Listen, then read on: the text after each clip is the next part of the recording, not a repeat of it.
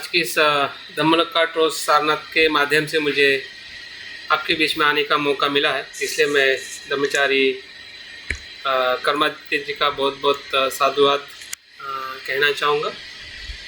और बहुत ही सुंदर ऐसा संचालन उर्मिला भिमटे जी कर रही है। उन्होंने जो मेरा परिचय दिया है, इसलिए उनका मैं बहुत बहुत साधुवाद और उनका धन्यवाद करना चाहूँगा। और जैसे कि धम्मलोक ट्रस्ट से नियमित रूप से हर शनिवार की शाम को धम्म का लाभ देने के लिए कर्मादित्य उनकी टीम काफ़ी लंबे समय से कार्यरत है, इसलिए उस टीम का भी मैं बहुत बहुत धन्यवाद करना चाहूँगा। और इस सारनाथ ट्रस्ट के इस कार्यक्रम को प्रारंभ करने वाले हमारे जो नायक जो आज हमारे बीच में नहीं है, आदरणीय धम्मचार्य बोधिसागर जी को मैं त्रिवार वंदन करता हूँ। और उनकी प्रेरणा से जो सारनाथ ट्रस्ट और ये अनियमित चलने वाली जो धम्म की ऑनलाइन जो एक्टिविटी है, ये निश्चित ही मुझे लगता है कि जो भी यहाँ पे आज के स्टॉक में जुड़े हुए हैं, इसके पहले भी आप निरंतर इस शनिवार के क्लास में जुड़ते रहे होंगे और निरंतर जुड़ते रहिए, ताकि ऑनलाइन के माध्यम से आपके घर बैठे बैठे आपको धम्म श्रवण करने को जो मिल रहा है, ये बहुत ही अच्छी उपलब्धि है आज की टेक्नोलॉजी के माध्यम से। और साथ साथ में धम्मलोका ट्रस्ट इस गतिविधि को चला रहा है काफ़ी लंबे समय से, निरंतर किसी भी प्रकार का अवरोध न होते हुए। और उनके इस कार्य का मैं बहुत बहुत अनुमोदन करता हूँ। और जो भी धम्मचारी इस उनके कार्य को सहयोग देते हैं, उनके संभाषण या टॉक धम्मदेशना देने के लिए, उन सभी धम्मचारियों का भी मैं बहुत अभिनंदन और आभार कहना चाहूँगा। और आज मुझे जो संधि मिली है, उस संधि का मैं लाभ ले रहा हूँ। वैसे यह संधि कुछ दिन पहले आर्यवज्री की तरफ थी, लेकिन आर्यवज्री की थोड़ी तबीयत ठीक नहीं होने की वजह से ये मुझे आज का जो टॉक है मेरी तरफ आया है। और आप सभी उत्सुक हैं विषय को सुनने के लिए, मुझे पता है। जो भी मित्र इस वर्ग में जुड़े हुए हैं, तो विषय की तरफ मैं आना चाहूँगा कि किस विषय पे मैं बात करने वाला हूँ।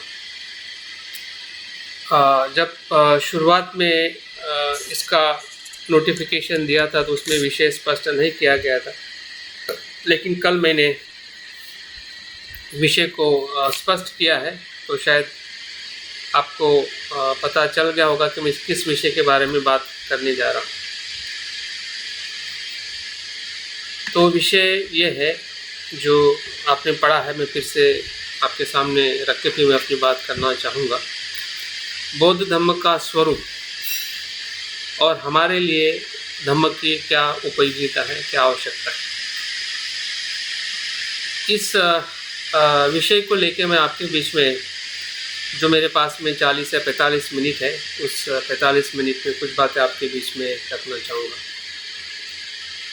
तो ऐसा कोई अनोखा विषय नहीं है, क्योंकि ये विषय हमारे बहुत ही हृदय के समीप है। जब हम बौद्ध धम्म कहते हैं या बुद्ध का वचन कहते हैं, बुद्ध की शिक्षा कहते हैं, तो हम काफ़ी लंबे समय से इस शब्द को सुनते आ रहे हैं, पढ़ते आ रहे हैं, और उसके बहुत सारे सिद्धांत का हम अभ्यास भी कर चुके हैं और हम निरंतर करने वाले हैं। तो ये शब्द वैसे हमारे लिए नया नहीं है, लेकिन फिर भी कुछ बातें मैं आपके बीच में 3 मुद्दों को मैं रखने वाला हूँ। या ऐसा हम कह सकते हैं कि विषय की जो आवश्यकता है या इस विषय से हमें क्या समझना है, 3 मुद्दों को हमें समझना है। एक तो हमें पहला जो मुद्दा है कि बौद्ध धम्म की हमें स्पष्टता करने के लिए विषय हमें मदद करने वाला है। बौद्ध धर्म कि हम काफ़ी लंबे समय से उससे परिचित है, लेकिन कुछ बातें मैं अभी बताने वाला हूँ, उससे थोड़ा और स्पष्ट होने वाला है कि बौद्ध धर्म को हमने कैसे देखना चाहिए। ये पहली बात है।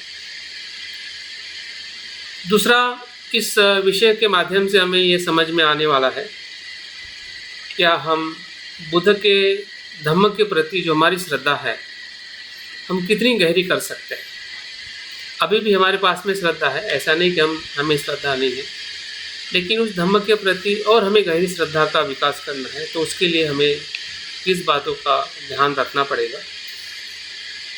और तीसरी जो बात है, जब हमें श्रद्धा है बुद्ध और धम्म के प्रति तो हमारी आज की ज़रूरत क्या है बुद्ध के शिक्षा को आचरण करने की।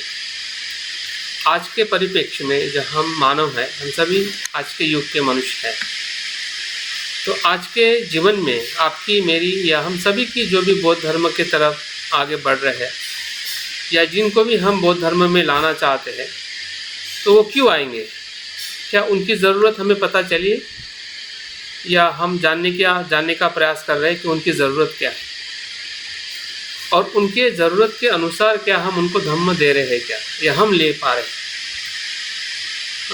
हमें अपनी ज़रूरत समझ में आई है कि हमें क्या ज़रूरत है, और अगर हमें समझ में आई है तो हम औरों के ज़रूरत को भी समझ सकते हैं कि उनके लिए भी बौद्ध धर्म की ज़रूरत है। तो इन 3 बातों को ध्यान में रखते हुए ये विषय थोड़ा हमें आज मैं आपके बीच में कुछ बातें रखने वाला हूँ। तो पहले हम आते हैं कि बौद्ध धर्म की स्पष्टता किस बातों से हमें हो सकती है। अभी बौद्ध धर्म जब हम कहते हैं तो हमें अनेकों बार सुना होगा और बुद्ध भी इसके बारे में बताते हैं कि उनका धम्म जो है वो महासागर की तरह विशाल और गहरा है। कैसे हो? महासागर की तरह विशाल और गहरा है।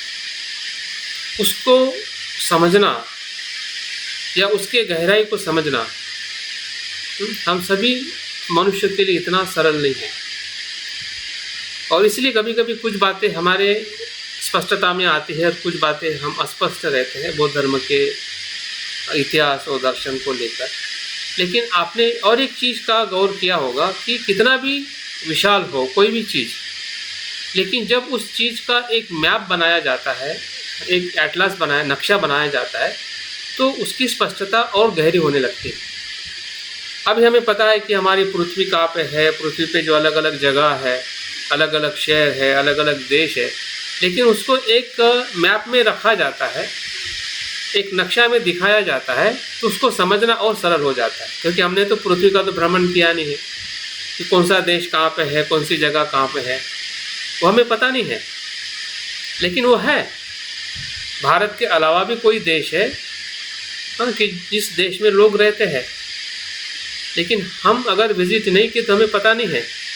लेकिन उसके बारे में हमारे पास में जानकारी किससे आती है कि जब उस एटलस को हम सही तरीके से समझते हैं, उस नक्शा को हम समझते हैं, तब हमें एक स्पष्टता आती है कि सही में पृथ्वी में या पृथ्वी के ऊपर जो विश्व है या जो देश है कहाँ कहाँ पे है, या उसकी जगह कहाँ पे है, या अगर उसके बारे में थोड़ी और जानकारी मिलती है तो उसका उनकी भाषा क्या है या उनका जो रहने का तरीका क्या है, किस प्रकार के लोग रहते हैं, तो इसकी थोड़ी थोड़ी जानकारी हमें मिल जाती है और हमें पता चलता है कि विश्व में सभी लोग कहाँ पे कैसे रहते हैं।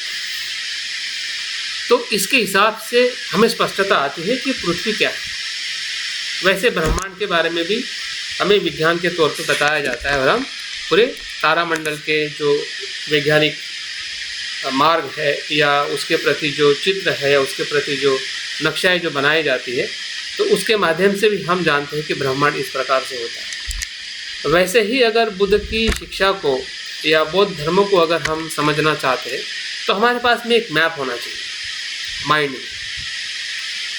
हमने एक मैप निर्माण करना चाहिए कि ये बौद्ध धर्म जब हम कहते हैं, बौद्ध धर्म कहते हैं, तो ये कहाँ से आया है, किसके साथ में बौद्ध धम्म ये शब्द जुड़ा हुआ है। ये धम्म की जो आज हम अपने आप को बुद्धिस्ट कहते हैं या बौद्ध धर्म कहते हैं, तो उसका उद्भव कहाँ पे है, और उद्भव होने के बाद अगर हम 3000 साल पहले के हम बुद्ध के समय की बात करते हैं तो उस समय बौद्ध धर्म कैसा था, उसके बाद में बौद्ध धर्म कैसा रहा, उसके बाद में बौद्ध धर्म कैसा रहा, इसकी भले हमें ज़्यादा जानकारी नहीं भी हो, लेकिन हमारे पास में एक मैप होना चाहिए कि हाँ बुद्ध के समय इस प्रकार से धम्म का तत्व था, उसके बाद में इस प्रकार से बदला, उसके पास बाद में इस प्रकार से बदला, और उस प्रकार से फिर आधुनिक जगत में किस प्रकार से बौद्ध धर्म के अलग अलग जो स्वरूप है उसको जानते हुए हमारी जो बौद्ध धर्म के प्रति एक कह सकते हैं कि एक छोटी स्पष्टता और पूर्ण स्पष्टता, उसमें पूर्णता है। हाँ? जब हम नोट्स कहते हैं, सारांश कहते हैं, हाँ, तो सारांश में सब कुछ समाया जाता है, जिसमें हम घाघर में सागर कहते हैं। अभी घाघर तो सागर नहीं है, लेकिन ऐसा हम क्यों कहते हैं कि घाघर में सागर वो बात हो गई? क्योंकि उस घाघर में वो सभी तत्वों की मूल्य की बात होती है कि जो सागर में हमें विशाल और गहरे रूप में हमें उसका संदर्शन या हमारा अनुभव होगा जब हम सागर को देखेंगे। तो वैसे ही बौद्ध धर्म के स्वरूप को जानने के लिए हमने 3 समय के अंदर थोड़ी थोड़ी बातें जानकारी में रखनी ज़रूरी है। हो सकता है कि आपके पास में वो जानकारी हो, लेकिन मैं आपको इस जानकारी के माध्यम से अपने मन में एक, जिसे हम कहते हैं कि मानस चित्र, जैसे कि मैंने कहा कि एटलस, एक मैप आपके सामने स्पष्ट होना चाहिए कि हम कहाँ से आए हैं, बौद्ध धर्म कहाँ से आया है और किस समय किस प्रकार से बौद्ध धर्म का स्वरूप था और आज किस प्रकार से बौद्ध धर्म के स्वरूप के साथ हम जुड़ रहे हैं। तो अगर मैं सबसे पहले अगर बौद्ध धर्म के उगम की बात करता हूँ कि यह बौद्ध धर्म जो है शब्द आया कहाँ से, जिसको हम आज बौद्ध धर्म कहते हैं, तो मुझे ऐसा समझ में आता है और शायद आपको भी समझ में आएगा कि ये जो बौद्ध धम्म ये शब्द जो है आज प्रचलित इसलिए हुआ है क्योंकि ये बुद्ध से आया हुआ है। बौद्ध शब्द जो है, बौद्ध शब्द के अंदर जो है वो बुद्ध है, और बुद्ध का मतलब जब हम देखते हैं कि जिसको हम बुद्धत्व कहते हैं, जागृत चित्त, जागृत मन, जिसे बोधि ज्ञान कहते हैं, उसको बुद्ध कहते हैं। और उससे बौद्ध ये शब्द आया है। और धम्म शब्द है बुद्ध की जो शिक्षा है, बुद्ध के जो वचन है, बुद्ध का जो मार्ग है, उसको हम धम्म कहते हैं। तो बौद्ध धम्म जब हम बात करते हैं तो बोधि चित्त से, बुद्ध के ज्ञान से, बुद्धत्व के अनुभव से जो वचन, जो शब्द, जो मार्ग, जो शिक्षाएं आई है उसे बौद्ध धम्म कहते हैं। ये स्वरूप हमें सबसे पहले समझने की ज़रूरत है कि बौद्ध, हम जब बौद्ध धर्म कहते हैं और हम अपने आप को बौद्ध कहते हैं तो बौद्ध की परिभाषा ऐसी हो सकती है कि जो बुद्ध के वचनों का, शिक्षा का आचरण करता है उसे बौद्ध उपासक या बुद्ध का शिष्य कहा जाता है। इस अर्थ से हम अपने आप को देख सकते हैं। और बौद्ध धर्म का जो उद्भव है वो ऐसे जागृत चित्त का अनुभव है, जागृत चित्त का मार्ग है, जिसे हम बौद्ध धर्म कहते हैं। तो उसकी अगर गहराई अगर हमें उस शब्द में पता चले कि जिस धर्म को मैं अभ्यास कर रहा हूँ वो आया कहाँ से, और हमें पता है कि वो बुद्ध से ही आया है, लेकिन आज के इस विषय के अंतर्गत हमें थोड़ा उसका पूरा स्वरूप देखना है कि हम आगे बढ़ते हैं कि बुद्ध के समय धम्म किस स्वरूप में था, जिसे हम ऐतिहासिक बौद्ध धर्म कहते हैं। प्राचीन समय की मैं अगर बात करता तो मैं ज़्यादा विस्तृत नहीं बताने वाला, कुछ शब्द बताने वाला हूँ या कुछ आपके एक मानस चित्र को निर्माण करने के लिए सिर्फ मुद्दे देने वाला हूँ। पहला मुद्दा यह है कि हम बौद्ध धम्म क्या है, तो बुद्ध की बुद्धत्व के अनुभव से आई हुई शिक्षा बौद्ध धम्म है। ये पहला आपका मानस चित्र में एक पॉइंट आ गया। दूसरा पॉइंट ये है कि बुद्ध के समय, जिसे आज हम बौद्ध धम्म कहते हैं, तो इस शब्द से प्रचलित था या नहीं था। उस समय जो बुद्ध का धम्म जो है धम्म शब्द से प्रचलित था, बौद्ध धम्म शब्द से नहीं। बौद्ध धम्म जो है ये बाद में प्रचलित शब्द हुआ,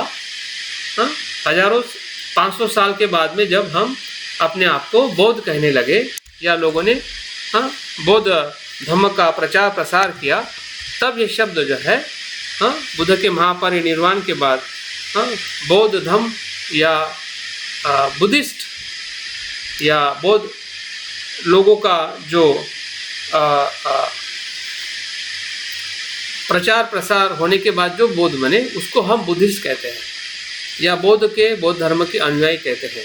लेकिन बुद्ध के समय ऐसा बुद्ध ने कोई शब्द इस्तेमाल नहीं किया है जिसको बौद्ध धम्म कहते हैं। तो उस समय सिर्फ धम्म शब्द था, शुद्ध धम्म। और उस शुद्ध धम्म के अंदर अगर मैं आपको दो बातें बताता हूँ, शुद्ध धम्म का अर्थ वह है कि जैसा है वैसा देखने वाला अनुभव, मतलब शुद्ध धम्म है। धम्म का मतलब क्या है? जैसा है वैसा देखना, सत्य को जैसा है वैसा देखना। हमें पता है, अगर मैं इसका उदाहरण आपको बताता हूँ कि जब अनिरुद्ध सारिपुत्र का संवाद जो है, जब वो सारिपुत्र अनिरुद्ध को मिलता है और उसके हाव भाव, उनके चेहरे को देख के प्रभावित होता है, तो उसको लगता है कि इसका गुरु कहीं ना कहीं कोई ऐसा बड़ा गुरु है जिसके कारण इसके चेहरे पे इतनी रौनक है। और उसकी उत्सुकता सत्य प्राप्त करने की होती है, इसलिए वो अनिरुद्ध से मिलता है और पूछता है कि तुम्हारा गुरु कौन है। तो अनिरुद्ध क्या कहता है? मेरा शास्त्र, मेरा गुरु वो है कि जिन्होंने धर्म का हेतु बताया है, किस हेतु से धर्म उत्पन्न होता है और किस हेतु के नाश करने से धर्म का उद्भव होना समाप्त होता है। ये बताने वाला जो शास्त्र है वो मेरे तथागत बुद्ध है। तो धम्म का अर्थ क्या है? प्रतीत्य समुत्पाद को समझना। जो भी धर्म जो है, जो भी संस्कार है, जो भी कर्म है, या जो कुछ भी संसार में उत्पन्न हो रहा है या होता है, उसके हेतु और परिणाम के साथ उस घटना को समझना, देखना, मतलब धम्म है। और उसी के अंदर शील, समाधि, प्रज्ञा का भी आरष्टांगिक मार्ग समाविष्ट हो जाता है। और इसलिए हमें पता है कि सम्यक अष्टांगिक मार्ग के अंदर पहला जो मार्ग या अंग जो है वो सम्यक दृष्टि है। सम्यक दृष्टि मतलब प्रज्ञा से अस्तित्व को देखना, अस्तित्व को जैसा है वैसा देखना सम्यक दृष्टि है।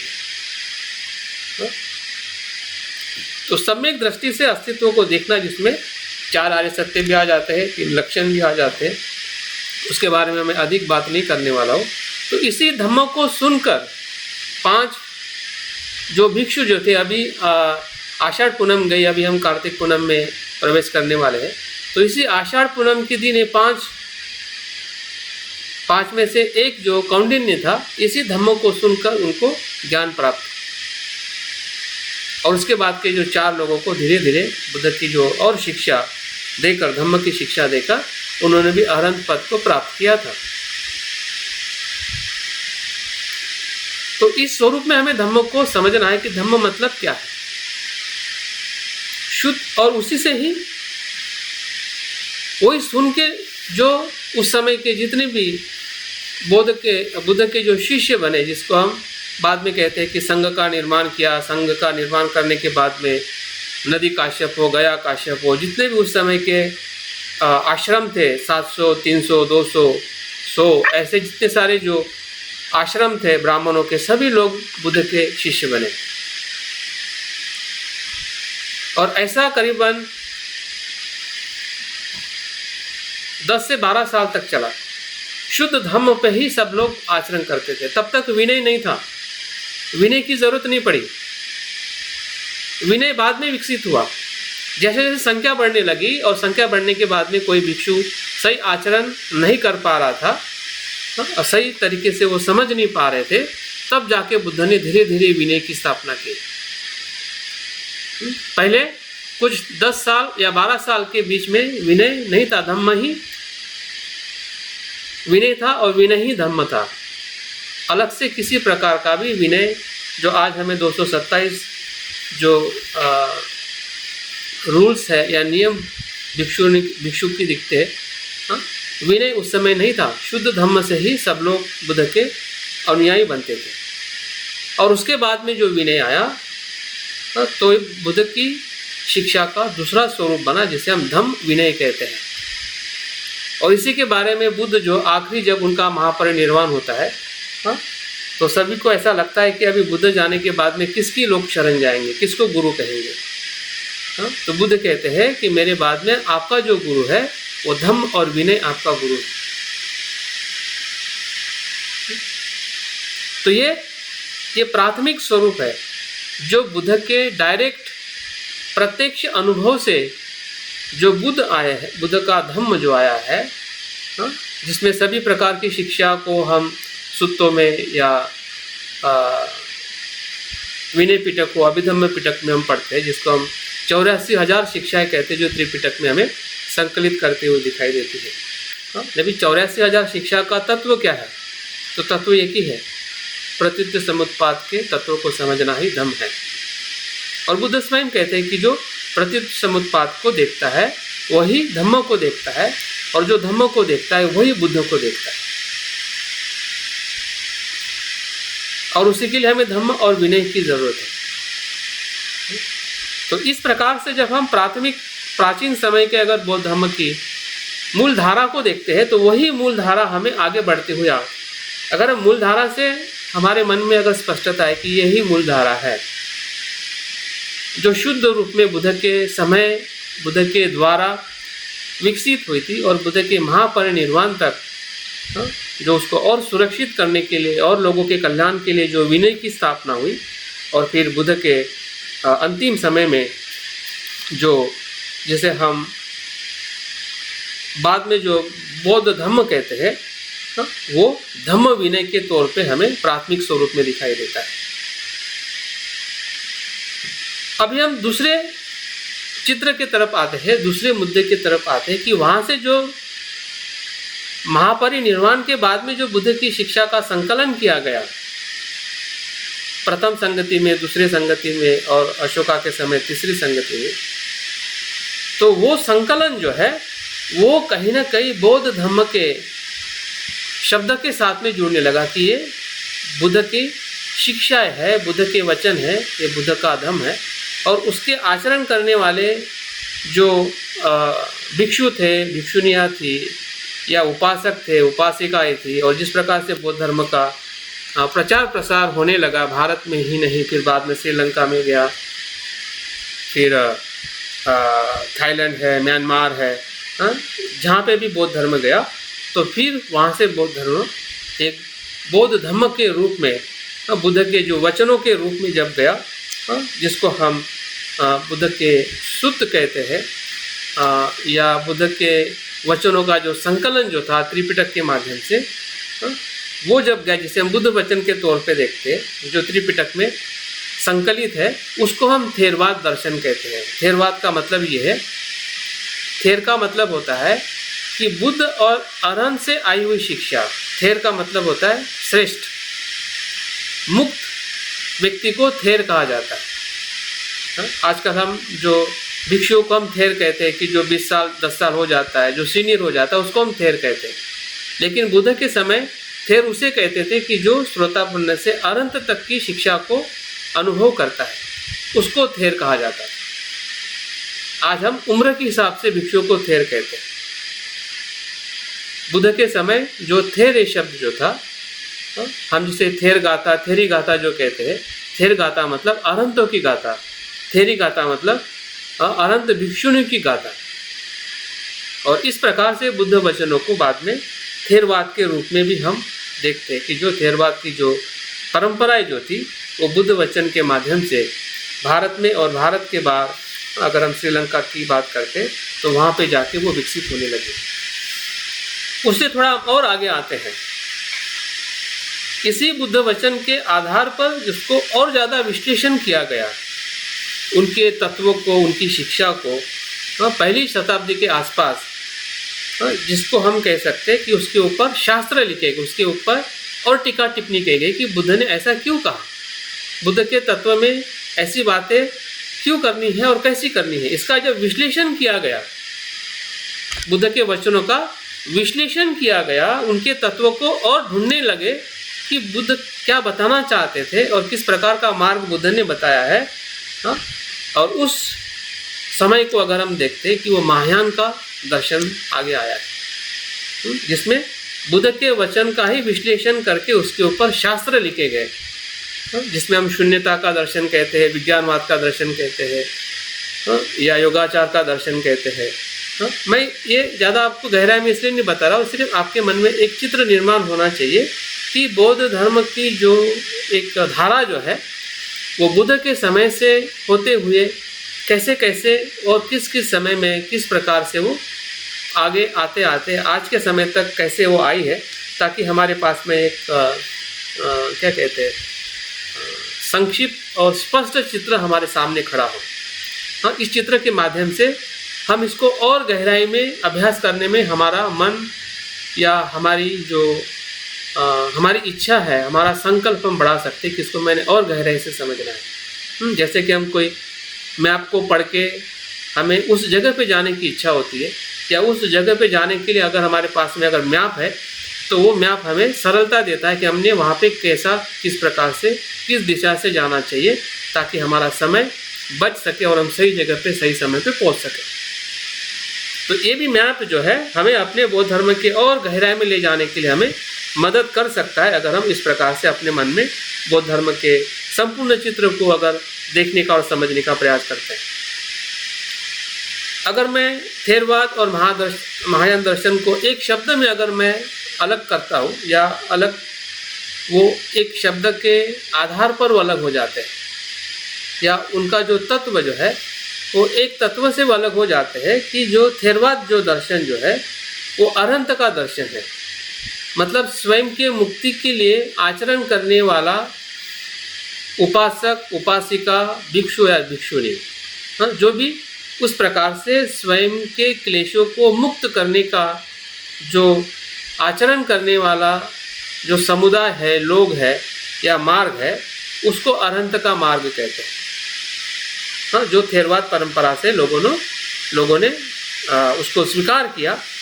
और महायान परंपरा का जो दर्शन जो है वो स्वयं के दुख मुक्ति के साथ साथ में औरों की भी दुख मुक्ति चाहता है, या उसके लिए वो प्रयत्न रहता है, जैसे हम बोधिसत्व मार्ग कहते हैं। बाकी कुछ भी फर्क नहीं, वहाँ पे जो शील आचरण करना है वही यहाँ पे करना है, वहाँ पे पारमिता का आचरण करना है यहाँ पे भी करना है, वहाँ पे जो ध्यान करना है वो यहाँ पे भी करना है।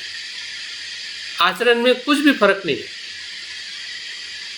सिर्फ फर्क इतना ही उनका एक अपने दर्शन या हम कह सकते हैं कि उद्देश्य को लेके, आदर्श को लेके है। अन्यथा उनके भी बुद्ध वही है, इनके भी बुद्ध वही है। उनका भी जो धर्म है वो इनका भी धर्म है।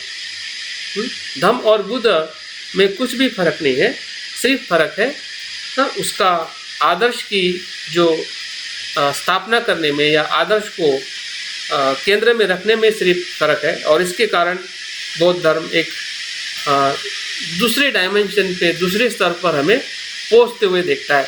मतलब यहाँ पे हम ऐसा कह सकते हैं कि बुद्ध एक प्रकार से वो वृक्ष है जहाँ से बौद्ध धर्म की उत्पत्ति हुई है, और धीरे धीरे बुद्ध के महापरिनिर्वाण के बाद उसी ही धारा में से अलग अलग शाखाएं निर्माण हुई। जैसा कि एक पेड़ होता है, रूट में एक ही होता है, उसके मूल में एक ही होता है, और फिर धीरे धीरे वो मूल जो है कुछ समय के बाद या कुछ जगह के बाद या कुछ फीट के बाद में वो उसके दो शाखाओं में या दो में से चार शाखाओं में उसका विभाजन होता है। अगर आपने वृक्षों को देखा होगा तो उसी प्रकार से आप आपके मन में इस प्रकार के चित्र निर्माण कर सकते। एक प्रकार से हमारा माइंड मैप है कि मन के अंदर हमने इस प्रकार से चित्र को निर्माण करना चाहिए ताकि हमें बौद्ध धर्म का संपूर्ण स्वरूप हमारे मन में निर्माण हो सके। थोड़ा हम और आगे आते हैं। प्राचीन समय यहाँ तक समाप्त होता है, बुद्ध से लेके पहली शताब्दी तक या 5वीं शताब्दी 6ठी शताब्दी तक। उसके आगे अगर हम आते हैं 7वीं और 8वीं शताब्दी से लेके 12वीं शताब्दी तक या 13वीं-14वीं शताब्दी तक वहाँ पे हमें बौद्ध धर्म का एक नया स्वरूप दिखाई देता है जिसे हम वज्रयान कहते हैं। अभी वज्रयान में क्या हुआ है, उसी बुद्ध वचन का जिस प्रकार से थेरवाद परंपरा में जैसा है वैसा लिया, जैसे बुद्ध ने शब्द कहा उसी प्रकार से उन्होंने माना, उसमें कुछ भी छाट पाट नहीं की, इसलिए उसको थेरवाद बौद्ध धर्म कहते हैं, ऑर्थोडॉक्स बौद्ध धर्म कहते हैं कि बुद्ध के एक भी वचन को ना कम किया गया ना उसमें ऐड किया गया। बुद्ध ने जो कहा है वैसे ही उसी प्रकार से उसको माना गया। महायान परंपरा में बुद्ध के वचन को वैसे ही माना, लेकिन उसके तत्व को और उसको एक्सप्लेन किया और एक नए मार्ग की खोज करके बोधिसत्व की मार्ग की स्थापना करके उन्होंने अपने दर्शन को आगे किया। अभी हम तीसरे स्वरूप में जब आते हैं तो बुद्ध के वचन का जो ऊर्जात्मक जो स्वरूप है, ऊर्जात्मक स्वरूप, जैसे कि हर वस्तु की 3 स्तर होते हैं, एक जड़ स्वरूप में होता है, एक तरल स्वरूप में होता है और एक ऊर्जा के स्वरूप में होता है। जैसे कि आपका पानी देखो, पानी का जो जड़ स्वरूप है वो बर्फ है, पानी का बहता हुआ स्वरूप पानी है, और पानी को जैसी गर्मी मिलती है, ताप मिलता है, उष्णता मिलती है, तो उसका स्वरूप जो है बाष्प में परिवर्तित होता है। उसी प्रकार से वज्रयान में बुद्ध के वचनों में जो कुछ भी तत्व था, फिर वो वीर्य हो, शांति हो, सत्य हो, प्रज्ञा हो, उस सभी तत्वों को, सभी शिक्षा को ऊर्जा के स्वरूप में पहचानते हुए उस ऊर्जा को अपने शरीर व मन में किस प्रकार से उसका रूपांतरण किया जाए, उसके शिक्षा का विकास करते हुए, जिसमें हम कल्पना शक्ति या संदर्शन साधना है, मंत्र साधना है, इस प्रकार से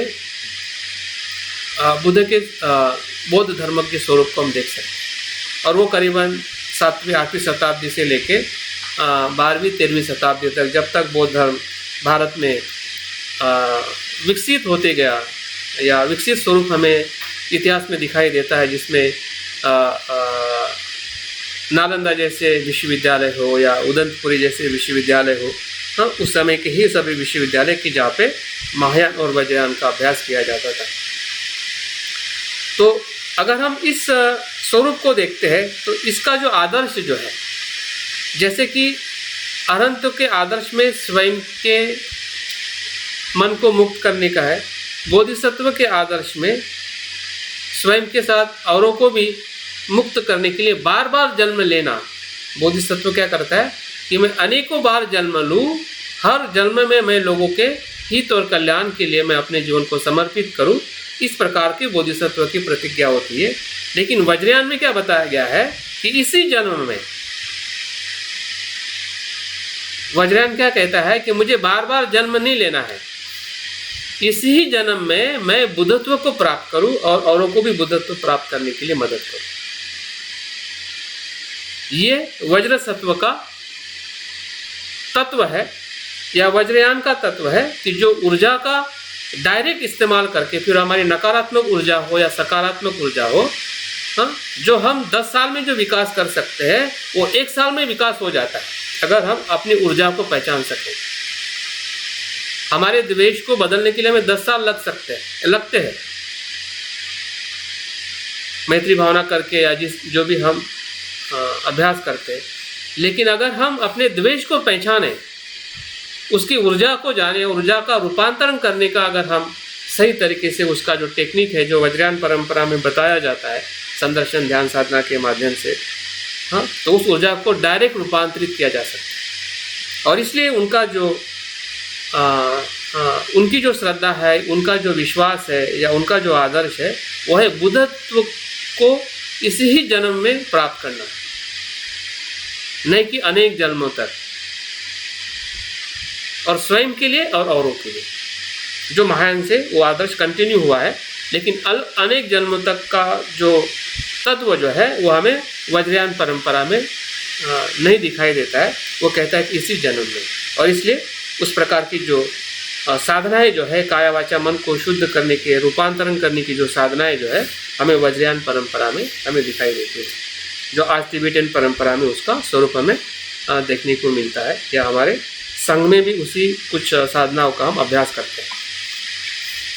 अभी हम आते हैं आधुनिक समय के अंदर, जो समय बीच का समय बौद्ध धर्म के विशेषता भारत के परिप्रेक्ष्य में 13वीं शताब्दी से लेकर 18वीं शताब्दी तक का समय बौद्ध धर्म के रास का समय रहा है, लेकिन उसमें भी बहुत सारी बुद्ध की शिक्षा का हम कह सकते हैं कि फिर भक्ति आंदोलन में रूपांतरण होना हो, संत परंपरा में रूपांतरण होना हो, या ये जितने भी रूपांतरण हमें भारतीय समाज और धर्म के इसमें दिखाई देते हैं, ये बौद्ध धर्म से आई हुई जो आया हुआ जो दर्शन है महायान और वज्रयान से, उसी का ही वो रूपांतरण है। और बहुत सारे जो गलत धारणाओं से भी जो लोगों ने कुछ चीज़ें अंधश्रद्धा के माध्यम से भी जो चीज़ें ली है लोगों ने, वो भी कहीं ना कहीं एक ऐसा हम कह सकते हैं कि वो लेने का जो उनका जो तरीका जो था वो गलत था, इसलिए चीज़ें गलत भी हमें समाज में दिखाई देती हैं। हाँ,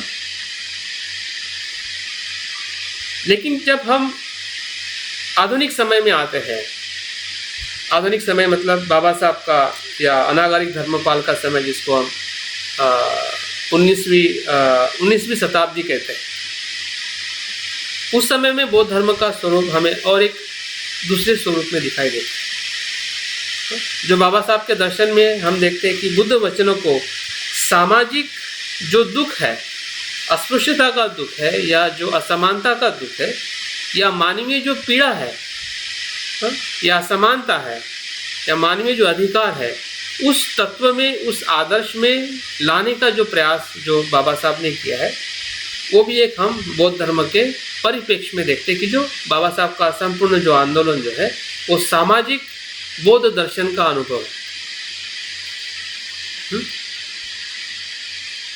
बुद्ध की शिक्षा में जो सामाजिकता को बदलने की जो शक्ति है या तत्व जो है, उसका लोगों ने या समाज ने किस प्रकार से आचरण करना चाहिए, जिससे एक मनुष्य एक दूसरे मनुष्य के साथ ऐसा व्यवहार करे कि जिसमें असमानता ना हो, जिसमें मैत्री हो, जिसमें करुणा हो। इस प्रकार से जो व्यवहार है, उस व्यवहार को सामाजिक रूप देने का जो कार्य जो किया है बाबा साहब के आंदोलन में हमें दिखाई देता है। और सिर्फ बाबा साहब के आंदोलन में ही नहीं, अगर हम उस समय के जो आंदोलन, फिर चाइना में जो आंदोलन हुआ है, जहाँ से ह्यूमनिस्टिक बुद्धिज़्म जो है, मानवतावादी बौद्ध धर्म जो है, बौद्ध चाइना में उसके कुछ शताब्दी पहले वहाँ पे सबसे ज़्यादा विकसित हुआ है। क्योंकि उस समय बौद्ध धर्म में एक ऐसे आडंबन आ गए थे कि लोग सिर्फ पूजा पाठ करने में ही बौद्ध धर्म देखते थे, या अपने घर में जो कोई मर जाता है या उसके चेतना की शुद्धि के लिए, या उसके ही पूजा पाठ के लिए बौद्ध धर्म को ज़्यादा प्रचलन करते हुए जब बौद्ध लोगों को या बौद्ध विद्वानों को दिखने लगा, तो उन्होंने पूरे बौद्ध धर्म की संकल्पना ही बदल डाली। और उस संकल्पना में सेंटर में रखा कि बुद्ध की शिक्षा सिर्फ मनुष्य के लिए, मानवता के कल्याण के लिए है, रोज के जीवन के लिए है, रोज के सुख के लिए। और वहाँ से एक नया जो संकल्पना जो हमें चाइना में है, और चाइना से भी बाद में वियतनाम में, अगर आपने थिक नह थान का अगर आपने नाम सुना होगा, जो आचार्य होके गए हैं, जिसको हम एंगेज बुद्धिज़्म का जो शब्द आपने सुना होगा। एंगेज बुद्धिज़्म मतलब सामाजिक जो समस्या है, उस समस्या को समाधान करने के लिए बुद्ध की शिक्षा, जिसमें माइंडफुलनेस है, करुणा है, प्रत्युत्तर समुत्पाद है, मैत्री है, इन तत्वों को कैसे इम्प्लीमेंट करना है, कैसा उसका उपयोग करना है, उसके बारे में उसको समझाया जाता है। उस प्रकार से बुद्ध की शिक्षा का अधिकार लोगों के हित और कल्याण के लिए उसका आचरण किया जाता है। तो इस प्रकार से सामाजिक दर्शन में आज बौद्ध दर्शन हम देख सकते हैं, जो बाबा साहब और पूरे विश्व में इस प्रकार का नेटवर्क, इस प्रकार की जो बुद्ध की जो संकल्पना है, बौद्ध धर्म की जो मानवतावादी जो दृष्टि है उससे हजारों और लाखों लोग इसमें प्रभावित होकर इस कार्य में आगे बढ़ते आ रहे हैं। तो एंगेज बुद्धिज़्म मूवमेंट के अंदर और जो हमारा ट्रेडिशनल बुद्धिज़्म है इसमें फ़र्क है, क्योंकि ट्रेडिशनल बुद्धिज़्म में हर एक बौद्ध को दीक्षा लेनी पड़ती है और बुद्ध धम्म संघ की शरण में जाके आपके आगे के आचरण को आगे लेके जाना पड़ता है। एंगेज बुद्धिज़्म में ऐसा नहीं है। एंगेज बुद्धिज़्म में हर व्यक्ति सभासद हो सकता है कि जो जागृति का आचरण करे और प्रज्ञा और करुणा के साथ में व्यवहार करे। वहाँ पे ज़रूरी नहीं है कि आपको बुद्धं शरणं गच्छामि कहना है या किसी बौद्ध होने का सभासद होना है या बौद्ध होने की दीक्षा लेनी है तब आप एंगेज बुद्धिज़्म का सभासद हो सकते हैं, ऐसा नहीं है। वो ओपन टू ऑल है, सभी के लिए है जो व्यक्ति उस प्रकार से मानवतावादी कार्य करना चाहता है और बुद्ध की शिक्षा का आचरण करना चाहता है। उस प्रकार से एंगेज बुद्धिज़्म जो है पूरे विश्व में एक अंतर्राष्ट्रीय मूवमेंट की तरह बुद्धिज़्म कार्य कर रहा है। तो इस प्रकार से हम बौद्ध की शिक्षा को आधुनिक परिप्रेक्ष्य में देखने के लिए हमने अपने चित्र में मन में देखना चाहिए कि बौद्ध धर्म किस प्रकार से आगे बढ़ रहा है, कि जिसके हम भी कहीं ना कहीं उसके हम सहभागी है या बौद्ध धर्म को उस प्रकार से हमें समझने की ज़रूरत है। और आखिरी और बहुत ही महत्वपूर्ण जो बुद्ध के वचन की और एक स्वरूप है वो एकेडमिक बुद्धिज़्म, क्योंकि एकेडमिक बुद्धिज़्म 18वीं शताब्दी तक विश्व में नहीं था, सिर्फ ट्रेडिशन बुद्धिज़्म था। शिक्षा क्षेत्र में बौद्ध धर्म पढ़ाया नहीं जाता था और शिक्षा के क्षेत्र में जब बौद्ध दर्शन आया तो इससे उन सभी लोगों को फायदा होने लगा कि जो बौद्ध धर्म को नहीं जानते थे और जानना चाहते थे। और उसमें उसके कारण जो शैक्षणिक स्तर पर जो बुद्ध की शिक्षा के जो तत्व है, मूल्य है या उसकी जो आवश्यकता है शिक्षा के क्षेत्र में, ताकि शिक्षा का स्तर एक मानवतावादी हो सके, वैज्ञानिक हो सके और सही अर्थ में लोगों को शिक्षा का लाभ मिल सके। इस अर्थ से शैक्षणिक बौद्ध धर्म को एक बहुत बड़ी पहचान लोगों ने दी है कि जो इस क्षेत्र में आगे बढ़ते हुए कार्य किए कर रहे हैं।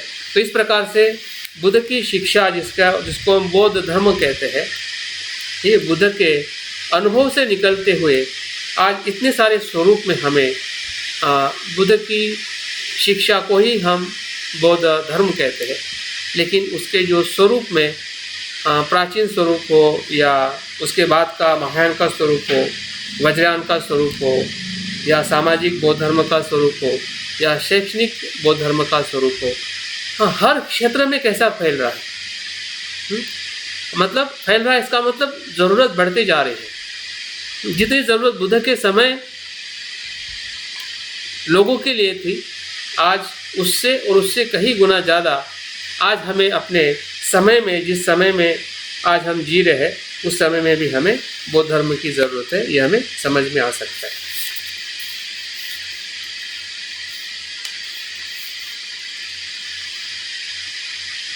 समय कितना है कर्मादित्य? जी अभी तो आपने 15 मिनट बोल। ठीक है, थैंक यू। तो अभी मैं आता हूँ बौद्ध धर्म के गुण धर्म की तरफ, और यही हमारी सबसे बड़ी हमारे जीवन में उपयोगिता है। जितना हम बुद्ध के गुण धर्म को समझते हैं, जानते हैं, वैसे इसके गुण धर्म की जो उसका जो स्वरूप है, जैसे कि शुरुआत में मैंने कहा कि वो महासागर की तरह है। महासागर जितना हमें बाहर से सुंदर दिखाई देता है, लेकिन जैसे जैसे हम किनारे से जब भीतर जाते हैं तो भीतर भी हमें उससे भी ज़्यादा सुंदर दिखने लगता है। उसकी जो गुणवत्ता जो है, उसका जो अनुभव है, एक अनोखे जगत में ले जाता है, जो जगत कभी हमने देखा ही नहीं। समुद्र के भीतर का जो जगत है, उसको देखने का जो आनंद है, वैसे ही कहीं ना कहीं बौद्ध धर्म के जब हम भीतर जाते हैं तो हमें उसके तत्व और उसके मूल्य को समझने का हमें अनुभव होने लगता है। तो अभी हमने जो शुरुआत में बुद्ध वंदना, धम्म वंदना और संघ वंदना का हमने जो संगायन किया है, उसमें जो धम्म वंदना है उसमें 6 प्रकार के बुद्ध के धम्म के गुण बताए गए। इसको एक एक गुण को मैं थोड़ा बताने का प्रयास करूंगा। शायद आपको इसके बारे में पहले से ही पता है, और इसको ज़रूर जब भी हम वंदना करते हैं तो वंदना के समय या बाद में हमने इसका अभ्यास या चिंतन या मन में समझने की ज़रूरत है कि सही में बुद्ध का धम्म को जब हम शरण जा रहे हैं तो उसके गुण धर्म क्या है। तो स्वाकातो भगवता धम्मो, यहाँ से हमारी धम्म वंदना शुरू होती है। स्वाखातो भगवता धम्मो। स्वाखातो ये शब्द का अर्थ ये धम्म का गुण धर्म है। स्वाखातो बुद्ध के धम्म का पहला जो गुण है स्वाखातो। स्वाखातो मतलब धम्म अच्छी तरह से कहा गया, अच्छी तरह से कहा गया। अभी अच्छी तरह से कहा गया इसका मतलब क्या हो सकता है? अभी अच्छी तरह से कहा गया का अर्थ ये हो सकता है कि जैसा है वैसा कहा गया, तो ही अच्छी तरह से हो सकता है। जैसे कि कोई हमें पूछता है या हम अपनी बात किसी को कहते हैं तो अच्छी कब हो सकती है कि जो घटना जैसी है वैसी आप उसको बताते हैं। पहली बात, जिसमें तथ्य हो, जिस घटना का जो तथ्य है वो तथ्य के साथ बताते हो, ये पहली बात है अच्छी होने की। दूसरी जो बात है अच्छी होने की, आपकी जो वाणी जो है वो वाणी में मधुरता। आप तथ्य कठोरता से भी कह सकते हैं, जबकि लोग कहते हैं तथ्य को भी कठोरता से कहते हैं और कहते हैं कि अच्छा है, ये सत्य है। सत्य कड़वा होता है, हाँ, लेकिन सत्य कड़वा तब होता है कि जब कहने वाला उस प्रकार से उसको कहता है, कठोरता से कहता है, तब वो सत्य कठोर या कड़वा लगता है। हाँ? जैसे कि हमें पता है कि मृत्यु सत्य है, तो मृत्यु की बात कड़वी लगती है, क्योंकि जब आप उसको उस प्रकार से कहोगे, तथ्य के साथ नहीं कहोगे, समझा के नहीं बताओगे, तो वो उसको डर या चिंता निर्माण कर सकती है, भयभीत कर सकती है। तो बुद्ध जो बात करते हैं वो तथ्य के साथ करुणा से बात करते हैं। मतलब आपके या हमारे दुख का उनको पूरी तरह से एहसास होता है। जैसे कि कोई डॉक्टर अच्छी तरह से ट्रीटमेंट करता है, मतलब उसको हमारे बॉडी का या हमारे जो बीमारी का है पूरी तरह से एहसास होता है कि सही में बीमारी क्या है, और उस एहसास के साथ वो बहुत ही जागृति से और संवेदनशीलता के साथ में वो ऑपरेशन करते हैं। इस प्रकार से बुद्ध के वचनों को या बुद्ध के धम्म को जो भी हम सुनते हैं, जो भी पढ़ते हैं, और उस सुनने और पढ़ने में अगर हमें इसका एहसास होने लगता है तो समझ जाए कि उस स्वाकातो धम्म है, जिसमें तथ्य भी हो और सरलता भी हो, मृदुता भी हो। तो वो कहीं ना कहीं हमें स्पर्श करता है, हमारे भावनाओं को जागरूक करता है, ठेस नहीं पहुंचाता है, भय निर्माण नहीं करता है, निराशा निर्माण नहीं करता है।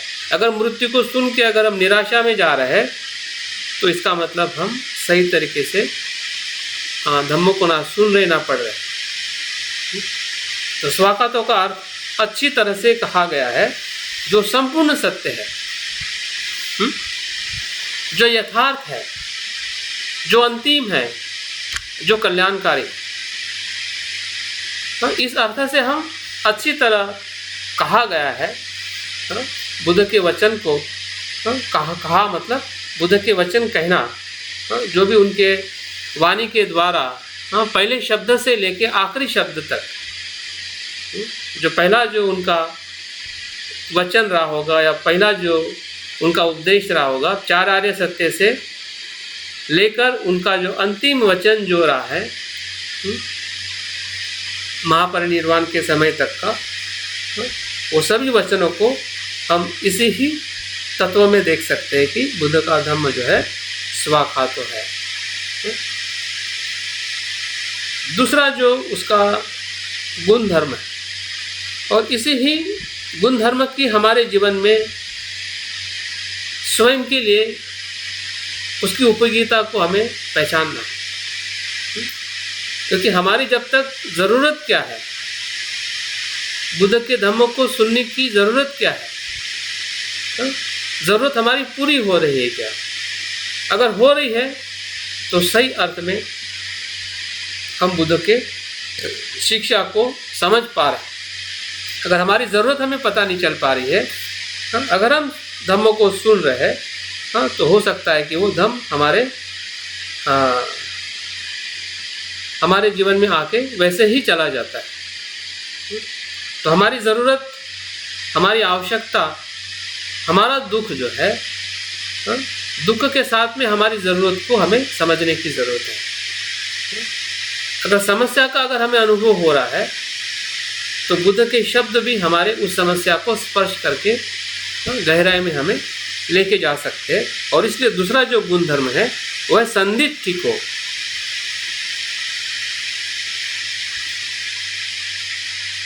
जितना वो स्वाखातो है उतना ही वो संदिग्धिको है, मतलब वो सम्यक दृष्टि प्रदान करने वाला है।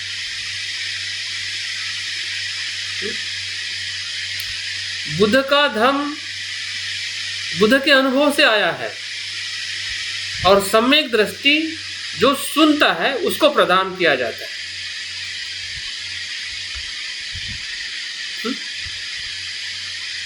बुद्ध का धम्म जो है, जो बुद्ध ने कहा है, वो बुद्ध से आया है। लेकिन जब हम सुनते हैं तो क्या होता है, सम्यक दृष्टि को प्राप्त कराता है। जो दृष्टि बुद्ध को प्राप्त हुई है वही दृष्टि हमें प्राप्त करता है, तो वो धम्म है।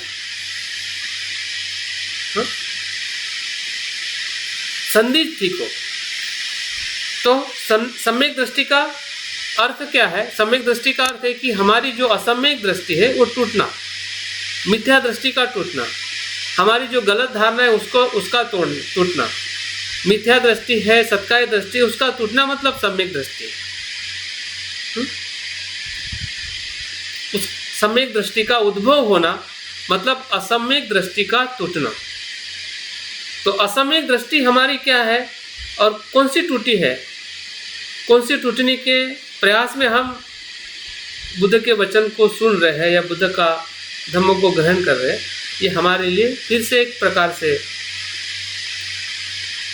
अवलोकन है कि हम क्या उस बात का अवलोकन कर पा रहे हैं। अगर कर रहे हैं तो बहुत ही अच्छा है, अगर नहीं कर पा रहे तो उसका अवलोकन करने की ज़रूरत है, तभी हमारे जीवन में उसका उपयोग होगा। हमारे व्यक्तिगत जीवन में जो हम सुख और शांति चाहते हैं, हम क्या चाहते हैं? जब हम अपने आप को सवाल पूछते हैं कि मुझे क्या चाहिए, व्यक्तिगत जीवन में हम क्या चाहते हैं अपने आप से? सुख और शांति चाहते हैं। तो सुख तीनों स्तर पे चाहते हैं, शारीरिक स्तर पे, मानसिक स्तर पे और आध्यात्मिक स्तर पे। तो तीनों स्तर के सुख का हमें आनंद लेना है। वो आनंद तब मिलेगा, क्या हम ले पाएंगे कि जब हमारे पास में सम्यक दृष्टि हो। अगर सम्यक दृष्टि नहीं है तो तीनों प्रकार के जो लाभ हमें मिलने हैं वो नहीं मिल रहे हैं। अगर ले रहे हैं तो हमारे पास में सम्यक दृष्टि है, सही में हम सम्यक दृष्टि को प्राप्त कर रहे हैं, जो बुद्ध इस धम्म वंदना के माध्यम से कहते हैं कि मेरा धर्म जो है वो संदिग्धिको है, दृष्टि प्रदान करने वाला है, अंधे को रोशनी देने वाला है, भटकने वाले को रास्ता दिखाने वाला है, दुखी को सुखी करने वाला है। भयभीत को अभय की तरफ ले जाने वाला। इस प्रकार से हमने बौद्ध धर्म के गुण धर्म को दूसरे गुण में देखना है। तीसरा जो गुण जो है अकालिको, अकालिको का अर्थ जो है वो काल, किसी काल में बंदिश नहीं है, उसका फल तत्काल मिलता है। अभी आपने अनित्यता को देखा, अभी आपको अनित्यता का फल मिलेगा। सम्यक दृष्टि का अर्थ क्या है कि अनित्य अनात्म को समझना, ये सम्यक दृष्टि है। अस्तित्व को उसके स्वभाव में देखना, समझना और जानना, मतलब सम्यक दृष्टि है। जिस क्षण में हम अस्तित्व को या हमारे पंचस्कंद को इस प्रकार से हम देखते हैं तो बुद्ध कहते हैं कि वो तत्काल फल देने वाला है।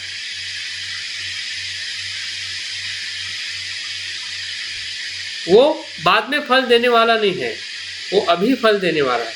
और इसलिए उसको समय से पर कहा। धम्म को क्या कहते हैं? समय से पर है। तो किसी समय में बंदिश नहीं है कि वो भूतकाल का है। बुद्ध तो भूतकाल में होके गए हैं, तो भूतकाल के लोगों के लिए, अभी के लिए नहीं, कल के लिए नहीं, ऐसा नहीं है। वो कल भी फल देने वाला है, आज भी फल देने वाला है और कल भी फल देने वाला है।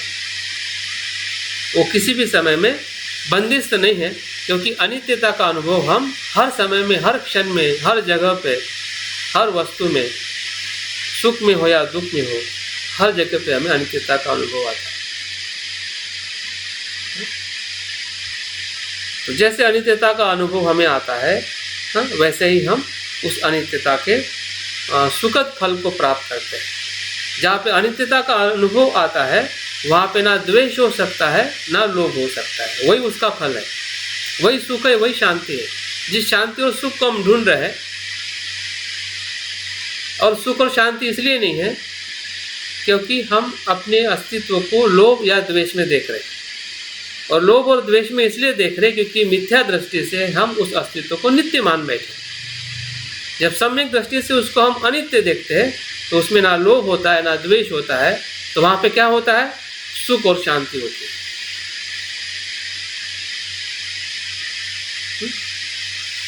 वही फल है, उस क्षण का, उसी समय का वो फल है, इसलिए उसको अकालिको कहा गया है।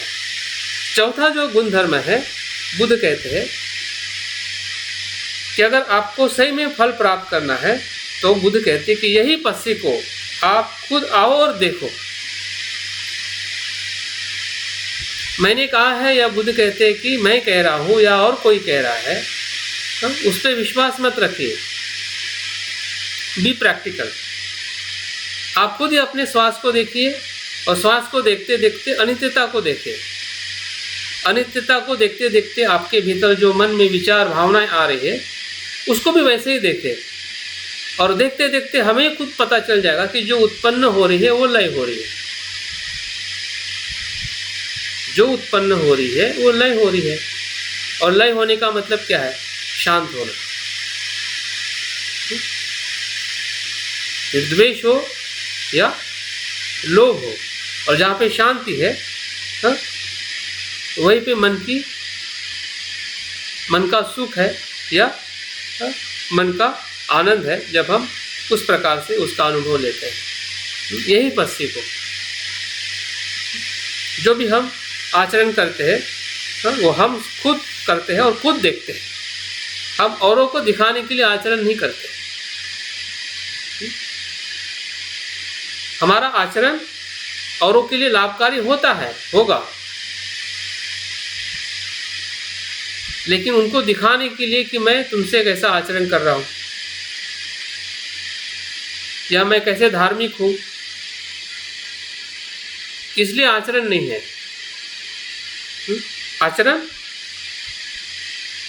स्वयं के अनुभव को उस सम्यक दृष्टि से देखना ही, अनुभव में लेके आना, वही देखना है, जिसको देखने का अर्थ ही कहते हैं कि सत्य को देखना। जैसे हम अस्तित्व के समीप जाते हैं वैसे ही वो दिखने लगता है। जैसे कि हम दूर से पहाड़ को देखते हैं तो हमें पहाड़ अलग दिखाई देता है, लेकिन आप पास पास में जाते हैं तो तब लगता है कि पहाड़ पे कितने सारे पत्थर है, झाड़ी है, कांटे हैं, हाँ? और थोड़ा रास्ता भी है जो ऊपर हमें अगर चढ़ना है। और जैसे जैसे आप ऊपर जाते हो तो पहाड़ का संपूर्ण दर्शन हमें होने लगता है कि पहाड़ क्या है। तो वैसे ही हम एक एक चीज़ों को देखने लगते हैं, सांस को, शरीर को, वेदना को, चित्त को, धर्म को, हाँ? तो शुरुआत में हमें थोड़ा अलग दिखाई देगा, बाद में अलग दिखाई देगा, और एक प्रकार से हमें संपूर्ण दिखने लगेगा कि जो सांस का आना जाना है, उत्पन्न होना, लय होना है, वही सभी पंचस्कंद का अनुभव है। तो वो दर्शन हमें आगे लेके जाता है। इसलिए पांचवा उसका जो गुण जो है, ओपनायी को पच्यतम, पच्यत, ओपनायी को पच्यत मतलब निर्वाण तक पहुंचाने वाला है। आओ और देखो मतलब एक प्रकार से आप आइए, चलिए, चलते चलते देखिए। हाँ, देखने का मतलब क्या है कि हमारे भीतर ही जो श्रोतापन्न से लेके लोकोत्तर चित्त से लेके, लौकिक चित्त से लेके लोकोत्तर चित्त से लेके निर्वाण का चित्त जो है, या निर्वाण तक पहुंचाने वाला है। ओपनायी को मतलब सभी दरवाजे खुले कर देता है, निर्वाण के द्वार को खुला कर देता है। ऐसा धम्म जो संसार में हम बंदिष्ट थे, उस बंधन से मुक्त करने वाला धर्म, जो और आगे जिसको हम ऊर्ध्वगामी मार्ग की तरफ, ओपनायी को, हाँ, निर्वाण की तरफ ले जाने वाला धर्म जो है वो बुद्ध का धर्म है। और छठा और महत्वपूर्ण जो गुण धर्म है, वेदितव्यो विमुक्ति ही, मतलब ये जो धर्म जो है विद्वानों द्वारा जानने योग्य है। विद्वान, ये मूर्ख या पुद्गल या अज्ञानी लोग जान नहीं सकते। तो कौन जान सकता है? विज्ञानों द्वारा, जो विद्वान है, जो जागरूक है, जागरूक व्यक्ति द्वारा, विद्वानों द्वारा जानने योग्य धर्म, जिसे हम आर्य पुद्गल कहते हैं। और उस आर्य पुद्गल के द्वारा जानने वाला धर्म है। तो इस प्रकार से अगर हम बुद्ध के धम्म की परिभाषा, जो हमें धम्म वंदना में 6 जो उसके महत्वपूर्ण जो गुण है, स्वाकातो भगवता धम्मो, संदिग्धिको अकालिको, यही पस्सिको, ओपनायिको, पच्यतम, वेदितव्यो, वियुंहिति। तो बुद्ध का धर्म अच्छी तरह से कहा गया है, सम्यक दृष्टि प्रदान करने वाला है, तत्काल फल देने वाला है। इतना ही नहीं, आओ और देखो कहने वाला है, निर्वाण तक पहुंचाने वाला है, और विद्वानों द्वारा जानने के योग्य है। तो इस प्रकार से अगर हम बौद्ध धर्म की गुणवत्ता का वो देखते हैं, और उसकी जो उपयोगिता जो है, स्वयं से लेके विश्व के हर स्तर पर उसकी उपयोगिता है। ऐसी कोई जगह नहीं है, ऐसा कोई कार्य नहीं है, काम नहीं है कि जहाँ पे बुद्ध की या बौद्ध धर्म की शिक्षा का आचरण और उसकी उपयोगिता नहीं है। तो स्वयं के सुख और शांति के लिए तो वो महत्वपूर्ण है ही है। परिवार का जो हमारा संबंध है, परिवार के जो रिश्ते हैं, फिर वो पति पत्नी का हो, माता पिता का हो, बच्चों के साथ हो, सगे संबंधी के साथ हो, उस रिश्तों में भी बहुत ही मधुरता लाता है। समानता के साथ या एक मैत्रीपूर्ण संबंध स्थापित करने के लिए हमें उसका उपयोग होता है। समाज के हित और कल्याण के लिए, फिर हमारे पड़ोसी हो, अन्य प्रांत के लोग हो, अन्य देश के लोग हो, अन्य भाषा के लोग हो, अन्य समाज के लोग हो, उनके साथ में भी मैत्रीपूर्ण कैसे रहना है, हाँ, इसके बारे में बौद्ध धर्म हमें बहुत ही उपयोगी है। और इतना ही नहीं कि आज के वैज्ञानिक जगत में, फिर वो मनोविज्ञान हो, समाजशास्त्र हो, पर्यावरण हो, आर्थिक क्षेत्र हो, राजकीय क्षेत्र हो, हर जगह पे बुद्ध धर्म की शिक्षा का आज अनुसरण किया जा रहा है।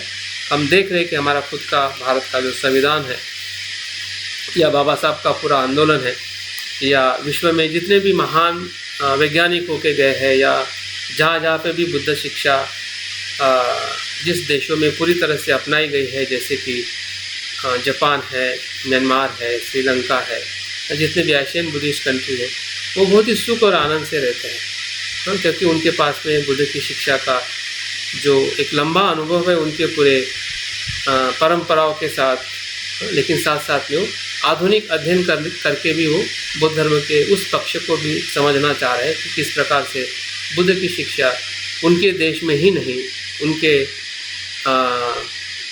परंपराओं में ही नहीं तो अन्य परंपरा, अन्य देशों में भी बुद्ध की शिक्षा कैसे ज़्यादा से ज़्यादा लाभान्वित हो, इसलिए भी वो निरंतर अभी आगे को निरंतर प्रयास करते आ रहे हैं।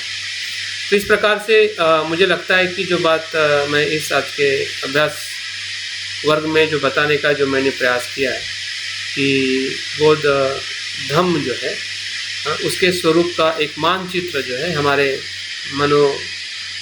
मनोपटल पे एक स्पष्टता के साथ में हमने समझने की ज़रूरत है, क्योंकि हम काफ़ी लंबे समय से संघ के साथ जुड़े हुए, धम्म के साथ जुड़े हुए, लेकिन कहीं ना कहीं हमारी बहुत ही अस्पष्टता रहती है, बिखराट रहती है कि ये है सही कि वो सही है। सब कुछ उस धारा से आया हुआ है और उस धारा से जो आज के लिए हमें जो उपयोगी है और हमारे तीनों स्तर को विकसित करने के लिए मदद कर सकती है, फिर हमारा खुद का विकास हो, जिसे हमारे मन की जो क्लेश को मुक्त करना हो, अरहंत का मार्ग हो या बोधिसत्व का मार्ग हो लोगों के कल्याण के लिए, या अगर हमें लग रहा है कि मैं इसी जन्म में बुद्धत्व को मुझे प्राप्त करना है, तो उसका ऊर्जा का स्वरूप है, सामाजिक स्वरूप है, शैक्षणिक स्वरूप है, मनोवैज्ञानिक स्वरूप है। हर स्वरूप के साथ में अगर हम बौद्ध धर्म को एक क्या कहते हैं, उसका जो वृक्ष जो है उस ब्रांचेस में अगर हम देखते हैं तो हम एक बहुत ही एक मजबूत और हमारी जो श्रद्धा जो है कि किस प्रकार से बौद्ध धर्म बुद्ध से लेके अभी तक भारत में ही नहीं पूरे विश्व में किस प्रकार से वो विकसित हो रहा है, विकसित होने वाला धर्म है, लोगों को कल्याण और सुख देने वाला धर्म है, जो बुद्ध की शिक्षा भारत में ही नहीं पूरे विश्व को नहीं पूरे ब्रह्मांड को समाविष्ट करने वाली शिक्षा है। और इसलिए अगर आपने अल्बर्ट आइंस्टाइन का नाम सुना है, जो सबसे बड़े वैज्ञानिक आधुनिक जगत में होके गए, उनका स्टेटमेंट है कि बुद्ध की वो शिक्षा है कि जो सिर्फ विश्व को ही नहीं, विश्व के अलावा भी जहाँ पे भी कहीं अगर जगत है इस ब्रह्मांड में, तो पूरे ब्रह्मांड को समाविष्ट कर सकता है, क्योंकि उसमें ना पाखंड है ना ईश्वरवाद है, जो कुछ है सत्य, मानवता और मानवीय मूल्य के आधार पर बुद्ध की शिक्षा है। इसलिए हर समय में हर जगह पे हर मनुष्य के लिए उतनी ही उपयोगी जितनी आज हमारे लिए या हमारे समाज के लिए। तो मैं बहुत बहुत साधुवाद देते हुए मैं अपनी बात को पूर्ण करना चाहूँगा कि कर्मादित्य जी ने मुझे ये समय दिया है, मैं अपनी बात पूर्ण करता हूँ। जय भीम, नमो बुद्धाय।